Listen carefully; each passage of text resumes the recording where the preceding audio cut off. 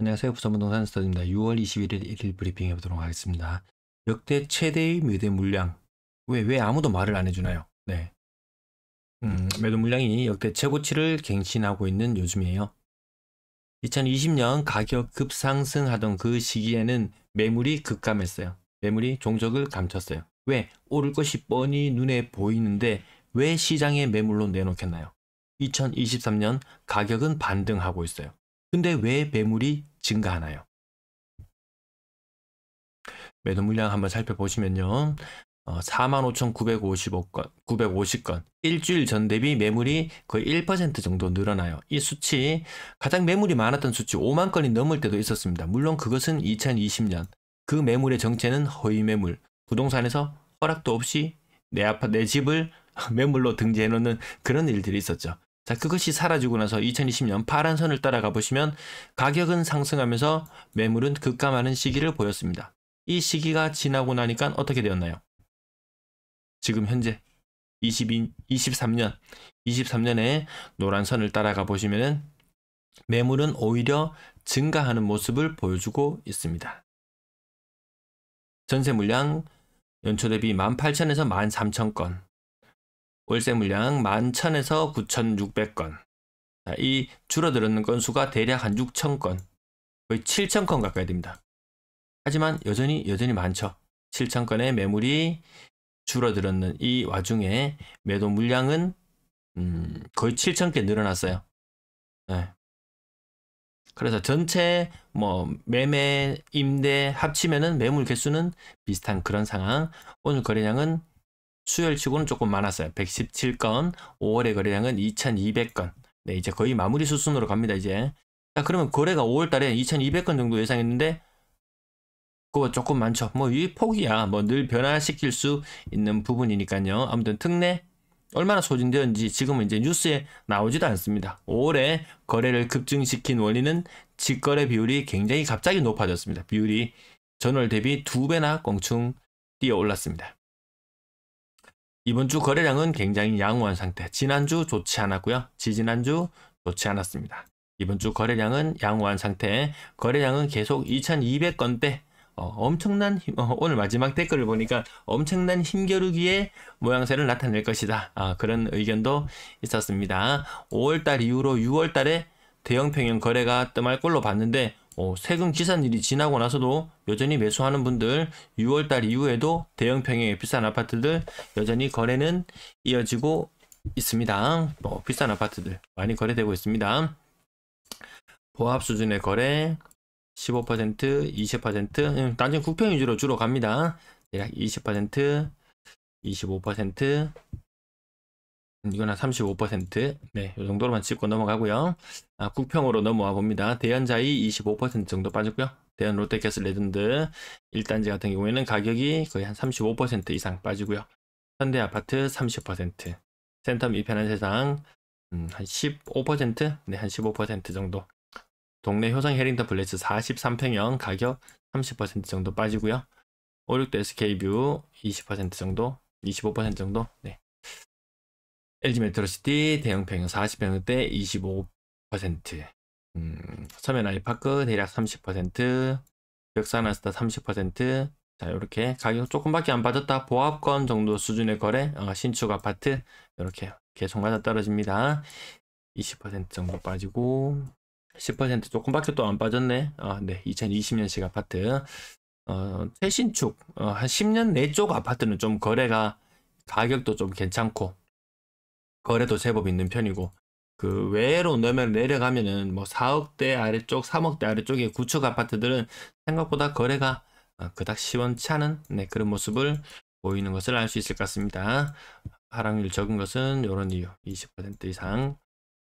시청률 비슷한 동호는 여전히 30% 이상 하락하는 거래가 계속 많이 보이고요.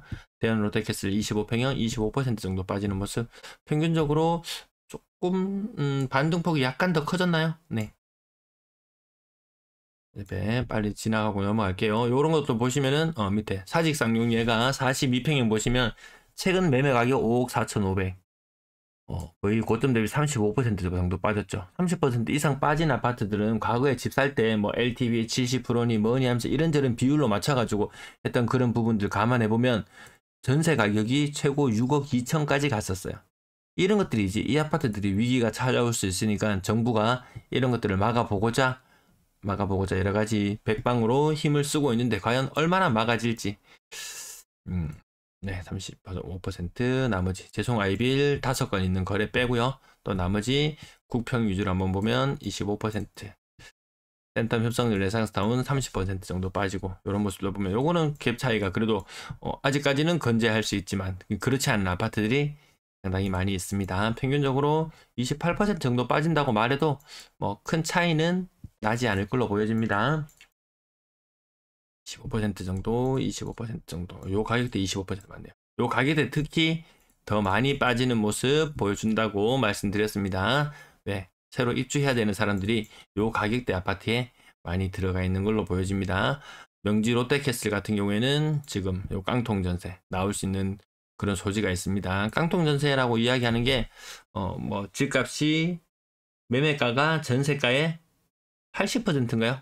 뭐 그 정도 이야기하면 뭐 깡통 전세 이야기 나오죠, 그진. 그 가격이 역전되는 경우도 나오기도 하고요. 20%, 10%, 10% 조금밖에 안 빠지면 최신축. 고점이 아닙니다. 말이 많이 아닙니다. 21년 입주했는 아파트들 혹은 2022년 입주했는 아파트들 고점 써보지도 못했죠. 이거 뭐 비과세 되면 처리하고 어떻게 원래 입주하고 나서 한 2년 정도 금매가 초반에 정리 좀 되고 나면 2년 정도는 거래가 소강 상태를 보이니까 그 기간이 참 좋았던 시절이었는데 아무튼 그래서 고점을 제대로 써보지도 못한 경우들이 굉장히 많다는 것을 아실 수 있을 것 같습니다. 명지 두산리브 포세이돈 저층 기준으로 30% 정도 빠지는 거래. 대구에는 여전히 고층 기준으로 30% 정도 빠지는 거래가 많이 나오고 있어요. 부산분들 대구에 투자하러 오시나요? 네. 오늘은 여기에는 가격대가 또 많이 안 빠지는 모습들, 심한 것은 35%, 25%, 30%. 크게 변동 없는 모습들도 몇 건 보여주고요. 20%, 25%. 오늘은 25% 정도 하락했는 게 오늘의 평균적인 하락률 정도라고 보면 될 것 같습니다. 비싼 아파트 거래가 뚝 끊기나 싶었는데 6월 들어서도 비싼 아파트 거래 이어지고 있고요. 거래량은 2200건, 뭔가 좀 부족하죠. 여기서 치고 나갈 힘은 뭔가 좀 부족합니다. 하지만 여기서는 지금 엄청난 심리 싸움이 오가고 있습니다. 또 과거처럼 가즈아가 나올까봐 이렇게. 근데 투자 수요로의 접근은 그닥 많지 않아 보인다. 이게 시장을 바라보는 사람들의 눈인 것 같습니다. 주로 실거주가 움직이는 시장이다. 이런 평가들이 많은 것 같아요. 실거주만 매수하는 시장에서는 급등이나 이런 것들을 좀 기대하기는 힘들죠. 투자 수요가 가세할 것인지 아닌지, 가세할 것이라고 보는 사람들은 여기서 또 가져하라고 외치면서 또 매수에 가담할 수도 있겠지만 내가 뛰어든다고 놈이 다 뛰어드는 그런 시장은 아니죠. 이미 그 전에 시장 분위기가 훨씬 좋았던 20년, 21년 이때 집 살만한 사람들, 정말 뭐 2030들까지 영끌해서 집을 산다고 했던 시절이니까요. 지금 또 누가 또 영끌해서 사나요? 10대들 영끌해서 사야 되나요? 3억 미만 비중 계속 올라가고 있습니다. 3억 아래쪽으로도 실거주가 일부 가세하는 그런 모습으로 해석해 보면 될 것 같고요. 6억 이상 거래량 지금 보시면 아시겠지만 지금 5월 접어들어서 이거 지금 거래가 95% 가까이 지금 다 되었거든요. 6억 이상 거래도 좀 꼭지를 찍고 살짝 내려오는 모습을 보여주고 있습니다. 6억 이상 비율, 이 차트를 통해서도 차지하는 비중이 좀 줄어드는 것을 확인할 수 있습니다. 분양권 거래는 그래도 계속 양호한 상태를 보이고요. 오늘 17건의 거래 중에서 5억 이상은 7건, 5억 아래쪽으로는 10건의 거래를 확인할 수 있었습니다. 아이고야, 레이 카운티. 이게 뭔데 이거 이렇게 비쌌습니까? 레이 카운티는. 볼 때마다 깜짝 놀랍니다. 국평 기준으로 12억 5천까지 갔던 것이 8억까지 떨어졌고요. 4장. 프리미엄이 막 5장, 6장 붙는다는 게, 뭐 부산이니까 가능했나요? 대구에는 그런 지역들 거의 없어요. 거의 없습니다. 그래서 부산의 그 뭐 분양권 시장이나 이런 것들을 한 번씩 볼 때마다 깜짝 놀라곤 했는데, 지금은 좀 덜하죠. 네, 전세 거래량은 계속 줄어들고 있는 모습, 지난달과 비교해서도 거래량이 딱히 늘어나진 않습니다. 계속 이 상태로 가면 가을 이후로 입주 물량 많을 때 한번 휘청일 수도 있지 싶은데, 근데 또 물량이 많으면 또 전세 거래도 많이 받쳐주곤 하더라고요.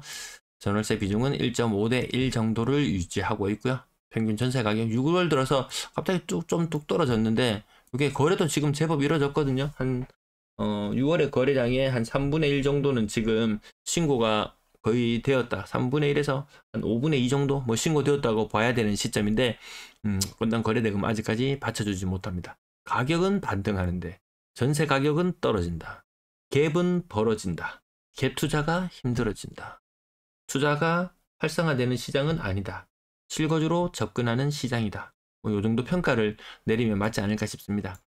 그래서 뭐 가격이 급등이나 급락 이런 것들은 저는 지금 당장에는 바라보지 않고, 그러면 급등하는 물건을 잡을 확률, 급락하는 물건을 잡을 확률, 이런 걸 봤을 때 실거주자 입장에서는 급하게 급등하는 물건을 잡을 것인가, 아니면 역전세나 깡통전세나 이런 이유들로 인해서 급락하는 물건이 나올 확률을 잡을 확률이 높을 것인가 라고 봤을 때는, 저는 오히려 실거주자 입장에서 조금만 인내를 해준다면 하방으로 내려가는 물건을 잡는 게 더 용이해지는 시장으로 가지 않을까. 워낙 많이 떠들잖아요.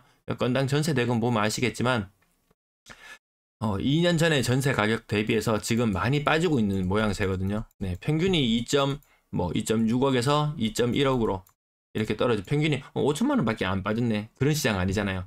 5억 하던 전세가 3억으로 떨어지고 뭐 이런 모습들을 보잖아요.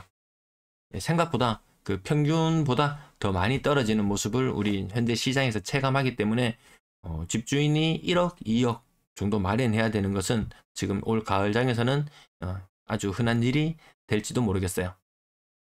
그러면 그런 매물들 대출은 이미 풀로 받을 대로 다 받은 상태에서 감당이 안 되면은 어느 쪽에 더 가까울까요? 그 물건을 더 많은 돈을 주고 사주는 게 맞는 것인지, 아니면 살짝만 더 기다려보는 게 맞는 것인지.